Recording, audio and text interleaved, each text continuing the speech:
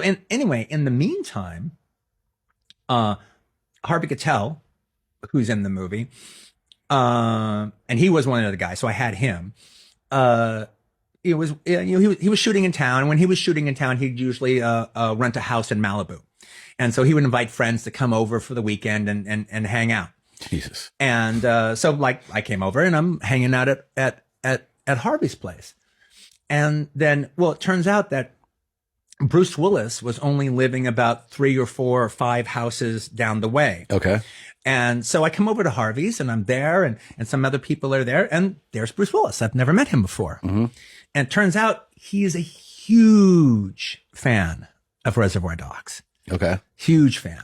And like he goes like, if I had read Reservoir Dogs, I would have been in Reservoir Dogs. I would have agreed to do it, you know? Because as well, it's one of my favorite. Me and my buddies watch it a bunch of times. We know the dialogue by heart. We do the dialogue with each other. Wow, that's awesome. Amazing. Yeah. And I think it was one of those situations where he told Harvey that, sometime earlier, a couple days earlier. And he goes, well, you should look at Quentin's got a new script out there. Might be something you might like in it. And then he's going to be coming by on Sunday, to hang out. So if you want to say hello to him, that would be a good time. And that's exactly what Bruce did. So Bruce called up his agent. Hey, get me that damn Tarantino script. I want to read it. So little did I know, he had already read Pulp Fiction by the time I show up at Harvey's house that Sunday.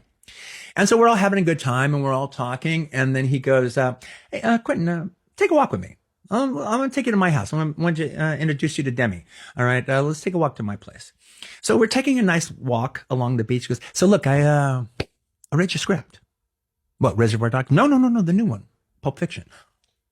Wow. I mean, that blew my mind. Yeah. All right. And he goes, yeah, so, I want to play Vincent. Because I want to play Vincent. I go, well, I kind of have John Travolta set up to play him. for Vincent. And so he goes, oh, well, John's great. John's terrific. John's good. So we keep talking a little bit more and he goes, okay, well, here's the deal then. Hey, John is a good Vincent and I wouldn't want to fuck him up. All right. So, okay. His agent later tried to throw John Travolta under the bus. All right. That's a good agent. He didn't. Yeah, all right. Yeah.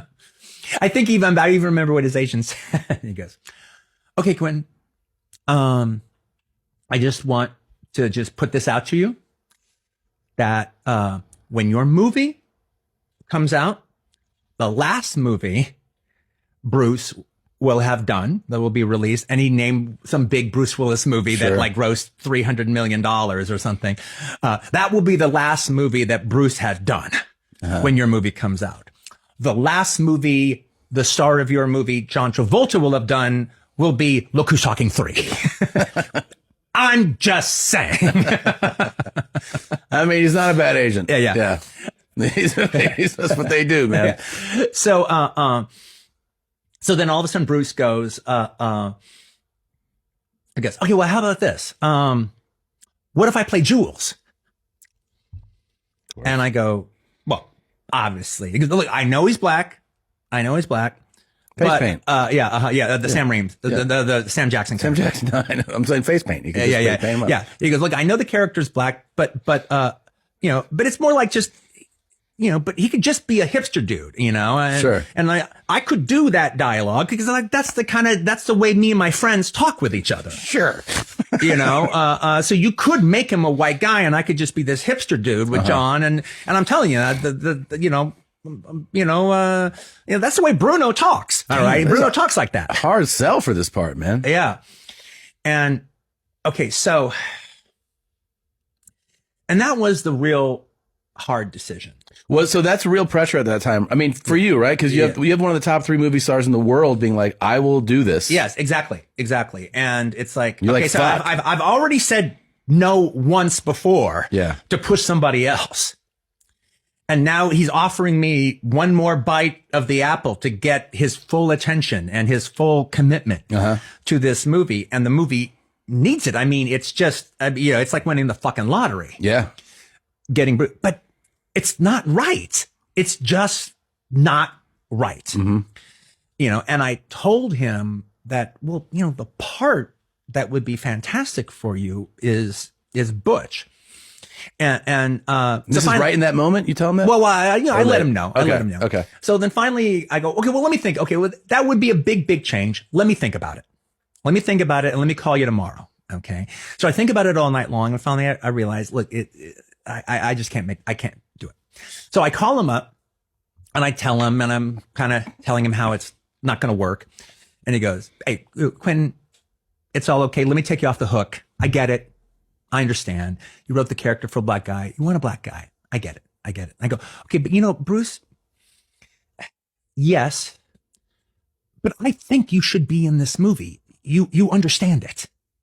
You get the script. You get my sense of humor. I think you should be in the movie. Now, you naturally were attracted to the Vincent character, and then you were naturally attracted to the Jules character. There is a third lead here that I think you would be perfect for. And one of the reasons I think you would be perfect for Butch is I see him as like a 50s leading man. I mean, he could be a star from a 50s movie. Yeah. And like the actors that I think of when I think of the character of Butch is more like actors from the 50s, like a Ralph Meeker or an Aldo Ray or a Brian Keith or somebody like that. I would ask you, you've had your mind set on other people, on other characters. I would just ask you to read the script one more time with the idea of you playing Butch. And if you don't respond, fine. But I would just ask you to read it one more time with the other characters out of your head and with that character on your plate. And then if you don't respond, you don't respond. And he goes, okay, I'll do that. I can do that. I'll do that tonight. Call me tomorrow. And so he did that. And then I called him the next day and he said, Quentin, the shortest sentence in the Bible is Jesus wept. The shortest sentence in Hollywood is I'm in. And I'm in. Wow. Dude, that's an awesome story. Yeah, he was a great guy. He is a great guy. Yeah. That's